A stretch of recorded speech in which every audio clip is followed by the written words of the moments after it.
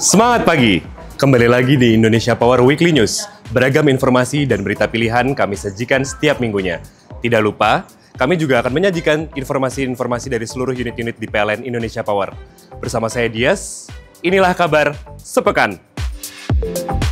Power Weekly News, informasi akurat, sumber yang tepat.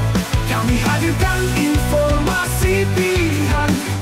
Di sebelah saya, di lingkungan PLN Kasih Bening Saguling Foundation, Kementerian Lingkungan Hidup dan Kehutanan, Senggani Jiwa dalam Tegukan Kopi, adalah Oma Anggrek. Inilah kabar sepekan.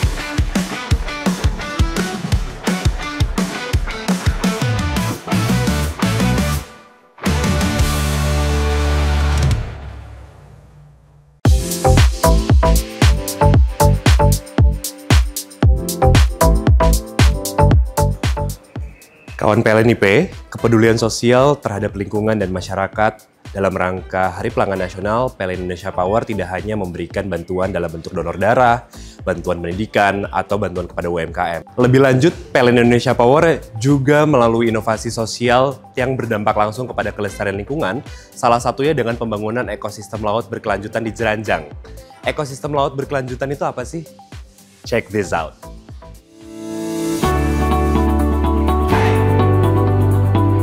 Dalam rangka Hari Pelanggan Nasional 2025, PLN Indonesia Power menunjukkan komitmennya terhadap kepedulian sosial dan pemberdayaan masyarakat melalui berbagai kegiatan di sejumlah unit. UBP Kamojang bersama PMI Kabupaten Garut kembali menggelar donor darah yang berhasil mengumpulkan 171 kantong darah dari 253 peserta, dilengkapi dengan pemeriksaan kesehatan gratis serta pemberian sembako kepada warga sekitar. Sementara itu, UBP Keramasan mendukung akses pendidikan dengan memberikan bantuan program paket C kepada 6 warga duafa di Kampung Nelayan sebagai wujud kepedulian perusahaan dalam meningkatkan kualitas SDM di wilayah Ring 1. Di sisi lain, UBP Asam-Asam bersama Lazanur dan UMKM Binaan menyelenggarakan pelatihan menjulujur kain sasirangan bagi 11 warga sekitar guna melestarikan budaya sekaligus membuka peluang usaha baru. Rangkaian kegiatan ini menjadi bukti nyata bahwa PLN Indonesia Power tidak hanya menghadirkan energi listrik andal, tetapi juga turut berkontribusi pada kesehatan, pendidikan, dan ekonomi masyarakat demi pembangunan berkelanjutan.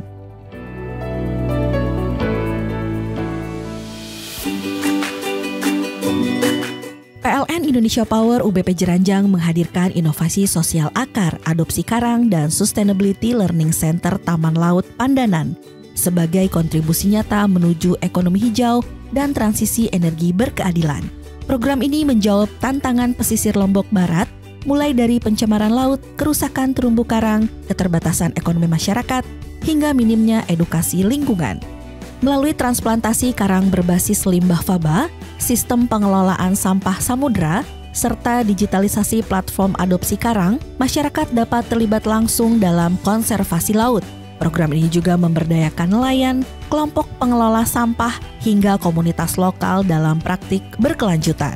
Hingga kini lebih dari 1.000 meter persegi terumbu karang berhasil ditransplantasi dan berbagai mitra termasuk BKKBN, Universitas Mataram, dan BPSPL Denpasar turut mendukung sebagai model Pentahelix. Dengan roadmap hingga 2027, program ini diharapkan tidak hanya menumbuhkan terumbu karang, tetapi juga menanam harapan bagi pembangunan ekonomi biru, ketahanan pangan laut, dan tercapainya target SDGs. Nah, kawan PLNIP, kita lanjut ke informasi berikutnya. Kepedulian terhadap lingkungan dan masyarakat memang selalu menjadi fokus utama dari PLN Indonesia Power. Setelah upaya membangkitkan peradaban dari danau yang terlupakan melalui Ranu Lestari, komitmen tersebut terus berlanjut dengan program Kalandra, sebuah inovasi yang tidak hanya memberikan ruang untuk teman-teman difabel terus berkarya, tetapi juga memastikan kelestarian lingkungan tetap terjaga. Makin bangga ya sama PLN Indonesia Power. Gimana sih keseruannya? Check this out! Indonesia Power UBP Grati meluncurkan program inovasi sosial Ranu Lestari 2025 untuk memulihkan ekosistem Danau Ranu Grati sekaligus memberdayakan masyarakat sekitar. Danau seluas 1.085 hektare ini selama bertahun-tahun menghadapi pencemaran sedimentasi dan ancaman punahnya ikan endemik lempuk, sehingga ribuan nelayan berada di ambang krisis. Melalui pendekatan ekonomi sirkular, program ini menghadirkan inovasi seperti barrier sampah dari besi bekas dan styrofoam, rumah ekoenzim, keramba konservasi ikan lempuk, hingga gerakan penyaluran 10 ton ekoenzim untuk memperbaiki kualitas air. Lebih dari 7 ton sampah berhasil dikelola. 32 warga tergabung dalam Pokja Ekoenzim, 420 orang aktif dalam gerakan peduli sampah, serta nelayan dibekali keterampilan budidaya ikan ramah lingkungan. Program ini juga menghasilkan nilai ekonomi lebih dari 170 juta rupiah dan terhubung dengan program gizi anak melalui olahan ikan hasil danau. Rano Lestari adalah bukti energi sejati yang menghidupkan masyarakat, bukan hanya teknologi. Inisiatif ini mendapat dukungan pemerintah Kabupaten Pasuruan, universitas dan komunitas lokal, serta menjadi model kolaborasi Pentahelix. Dengan roadmap hingga 2026, program ini diharapkan tak hanya menyelamatkan danau, tetapi juga membangkitkan peradaban lokal menuju masa depan yang hijau dan berkelanjutan.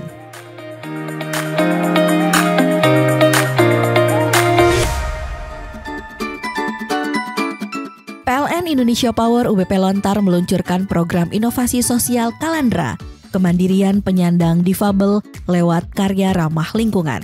Untuk mendukung kemandirian difabel sekaligus mendorong pemanfaatan energi bersih. Program ini menggandeng kelompok usaha difabel Nosata, alumni Sekolah Khusus Balaraja dalam pengembangan keterampilan membatik, menjahit, kriya, tata boga, dan tata rias. Inovasi teknologi ramah lingkungan turut diperkenalkan seperti mesin pengering batik atau dry tick berbasis limbah PLTU dan tenaga surya, instalasi pengolahan limbah berbasis faba, serta 4 panel surya berkapasitas 2.480 watt peak. Saat ini, 12 difabel aktif membatik memperoleh penghasilan tetap, serta menghasilkan motif khas prasanta dan ayam Jawa Rawareng yang mengangkat filosofi PLTU dan budaya lokal Tangerang. Kalandra bukan sekedar tantangan batik, melainkan tentang martabat dan daya bagi kehidupan. Program ini juga menjadi ruang kolaborasi lintas sektor bersama Dinas Sosial, Dinas Pendidikan, TNI Angkatan Udara, Universitas Sultan Ageng Tirtayasa, dan komunitas difabel. Dengan roadmap hingga 2026, Kalandra diharapkan terus tumbuh menjadi wadah karya sekaligus membuka jalan menuju masa depan inklusif dan berkelanjutan. Wah, nggak kerasa ya kawan PLN IP, kita sudah sampai di penghujung acara. Itu tadi semua rangkaian informasi yang dapat kami rangkum untuk kawan PLN IP di minggu ini. Jangan lupa untuk like, follow, dan subscribe semua sosial media PLN IP.